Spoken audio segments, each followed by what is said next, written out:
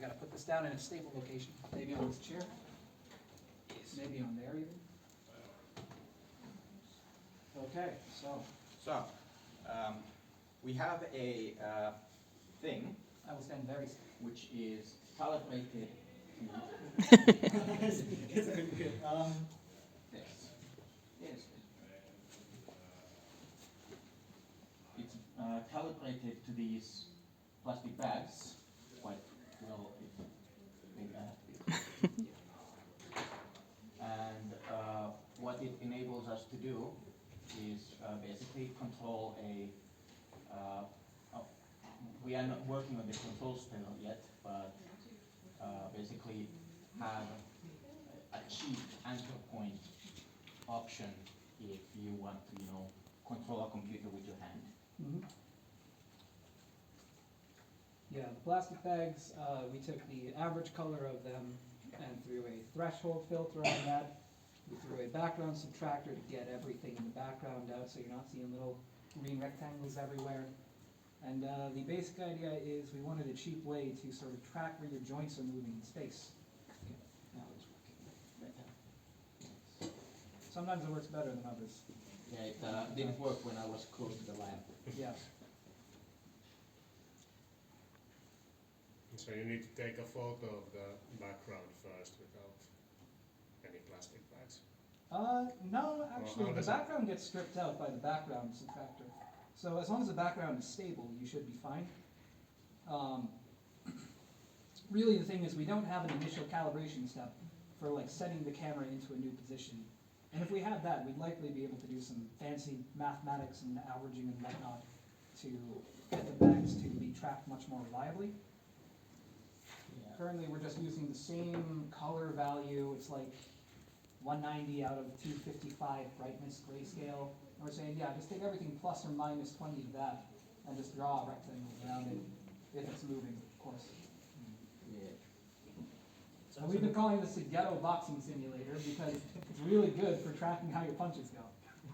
So, Yeah, so the main idea is just like tracking this, and then with this, like you can basically control something to your computer. Yeah. Okay. Yep. I mean, I see that here that it actually already kind of like tracks it pretty well, even though okay, there are some instances where it's not really tracking well. It has something to buff out. Yeah. yeah, it's got some stuff to bump And out. also, I think it's like it looks like it's very sensitive with the light. So Yeah. when it's Yes. not in Yeah. a good So lighting condition. if you were to use this, you would use a space that is first of all a little darker ambiently, Mhm. and where you can set up some kind of like background that kind of like Yeah.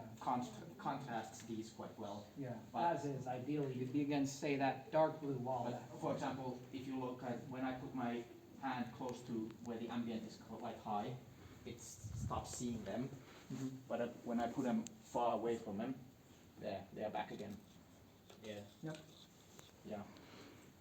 Well, one thing we're proud of is that we actually didn't use any machine learning whatsoever in this, which is one of the obvious next steps you'd do if you wanted to get like even better performance on this thing. This is actually all running with like OpenCV's primitives basically, which means that it can run on fairly low constraints for this kind of application, I guess. Yeah. And it can run in real time in a web browser, for example. So we're pretty happy with that. Yeah, I think things we could improve on. An initial calibration stage when you set the camera down, that's a pretty obvious place to start. Something with the dynamic lighting would be nice. Proper object detection with an ML layer would be a very nice idea since we've already gotten most of the way there. Yeah. And that could just cancel out any false positives we have. But yeah. Yeah. Looks pretty promising already for just like a prototype. Mhm. And then maybe kind of like next step would be actually doing something with that. So Mhm. you already put it on the website. That's Yeah. already pretty good. Yeah, the Then- Flask app was a good idea. Yeah, and then like kind of like maybe you do something you do this like to the website, and maybe you can make a game or whatever. And Mhm. just like that would be really interesting to see. Absolutely. Or Yeah. figure out to make it function with already functioning games like Yeah. VRChat.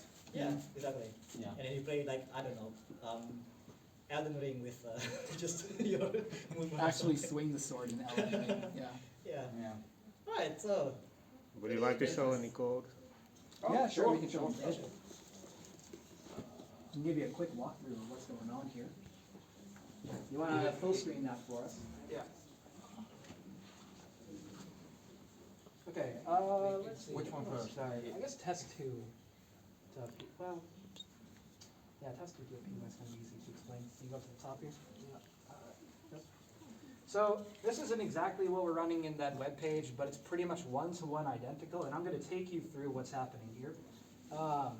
First off, you can see this while true, which means that we're basically running an infinite loop until we cancel out of it manually. If you have this, you can just run it on your own, computer, and you see everything in like a pop-up screen here. First thing we do is we convert the image to grayscale. The reason for that is grayscale has a third of the data that RGB has because you've got 1 value instead of 3. So it cuts down on the requirements, which means that you've got better performance. Then we go through a pretty standard computer vision pipeline of filters. We first apply Gaussian blur so that we don't, detect a single pixel of gray off there in the distance. We go through a background subtractor. This is one of the nicest primitives in OpenCV, to be honest. I'm surprised they give us this. This is the thing that means that things which stay perfectly still in the background do not appear. They just disappear over time out of the background. We tried implementing this by hand. It was very, very slow. Then we do a threshold thing here. That's basically a low pass filter. So anything below 190 brightness on the grayscale will not get a rectangle drawn around it. Anything above that can get a rectangle drawn around it. Of course, the background subtractor might cancel that out, of course. Then we do find contours. Contour is just a closed line, right? It's slightly different from an edge in computer vision worlds. And we draw some rectangles around it, and we just show it. It's not hard. It's just like, putting together the filters in the right order so that you don't kill your performance. That's the real tough part about all this. And all of these are vanillas, basically. So Yeah, these are all vanilla. So there's no ML happening. The only thing we import is CV2. Yeah, you can go to app.py too. Around this, we wrapped a tiny little Flask application, which is a web dev sort of thing. On this side, you can see the actual HTML of the web page that we're running. Here's where the video goes. We're using bootstrapped CSS to sort of get a little bit of styling, startup levels of styling, honestly. Here's the while true. It's been compressed down a little bit and changed, but you can still see we've got the same basic filters going on. And then, if you go down to the bottom, actually, we are using the Flask framework in Python, and Flask is lovely because all you have to do to get a working web page is app root, define index, and then render this template. And then it says, all right, I'm going to throw your template onto localhost port 5000. That's how you get what we have. And also, if you had to get just the video feed by itself, you can see here, /video should give you that. And if we go back, where's the slash on this? I can never type on these things. Can you type in /video? Great. I work with US keyboards, so my hands just do not understand this stuff. Yeah. Now localhost 5000 /video. Okay. Like previous page. Localhost?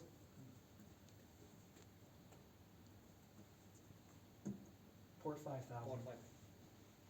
Yeah. Localhost. And then :5000. Oop. What? That one? Here, let me, let's just go back a couple pages here. Can I try? Sure. This is the most frustrating part about being here in Finland for me. I can just never type on these things. Yeah, localhost :5000, or you can go back a couple pages too. And just put the /video at the end there, yeah. If you don't want the HTML, you can get the raw video stream by going to /video. That's also a nice little additional feature if you wanted to develop future on this. Yeah, that's basically the code. It's not terribly much code. It's mostly just kind of iterating on how the filter should be ordered and then wrapping it into a pretty simple Flask application, as you guys have seen. I recommend all of it. So. All right, pretty cool. Nice. Thank you very much for the demo. Alright, next. Either one of you.